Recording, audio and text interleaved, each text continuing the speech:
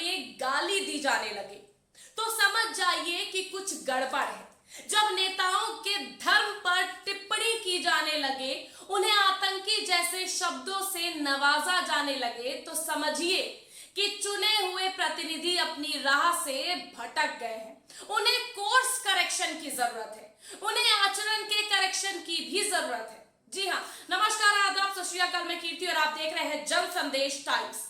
Bharatiya Janata party के सांसद रमेश बिधूड़ी ने लोकसभा में अपने साथी सांसद को अपशब्द कहा। उनकी बयानबाजी को लेकर हंगामा बरपा है। दरअसल 21 सितंबर को नई संसद में विशेष सत्र का चौथा दिन था।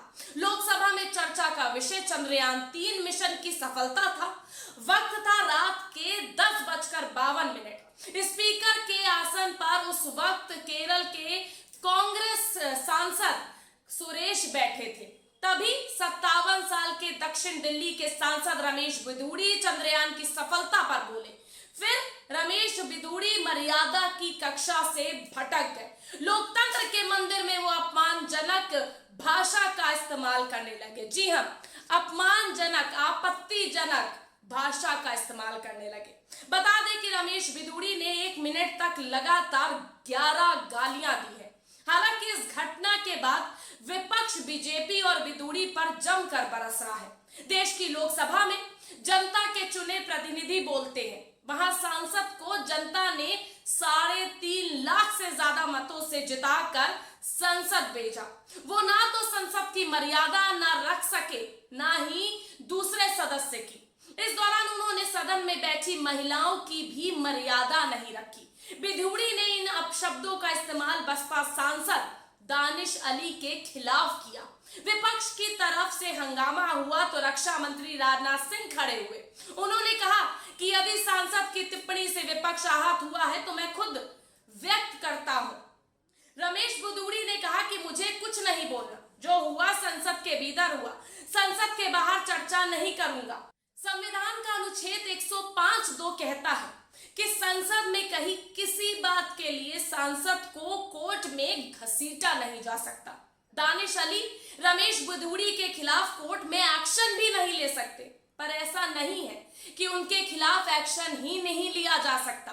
अभी तक भाजपा से नोटिस के अलावा कोई बात या बयान नहीं आया है, क्योंकि 21 सितंबर की कार्रवाई में जब अधीर रंजन चौधरी ने रक्षा मंत्री राजनाथ सिंह को टोका था चीन पर बात करने की हिम्मत है, तो राजनाथ सिंह ने कह दिया था कि हिम्मत है, सीना चौड़ा करके बहस करेंगे। तो लोग खासकर विपक्षी पार्टियों के ऑनलाइन सपोर्टर से पूछने लगे कि रमेश बिधूड़ी पर भी बहस करने का या बात करने के लिए सीना चौड़ा होना ही चाहिए। ये देश के वो लोग हैं जो संसद में बैठते हैं, तो देश को भरोसा होता है कि ये हमारे लिए कानून बनाएंगे, ये हमारी बात सुनेंगे। इन्हें माननीय कहा जाता है। इलाके के वोटर काम कराने के लिए घूमते हैं चिट्ठी अर्जी लेकर, लेकिन माननीयों को माननीय बनने रहने की जिम्मेदारी निभानी होगी। संसद में बैठकर व्यक्ति संसदीय नहीं हो जाता, लेकिन संसदीय होने की वर्जिश में शामिल होना जरूरी है।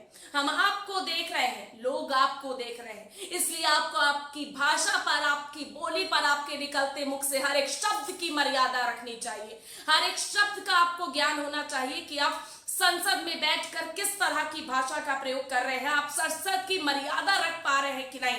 आज अटल बिहारी वाजपेयी भी शर्म से अपना सर झुकाए बैठे होंगे जब इस तरह की टिप्पणियों पर, इस तरह के शब्दों पर, इस तरह की भाषा पर बीजेपी के समर्थक मौन होंगे। आपकी क्या राय है इस पूरी खबर पर? कमेंट करके जरूर बताइएगा। वीडियो को लाइक और शेयर करना मत भूलिएगा।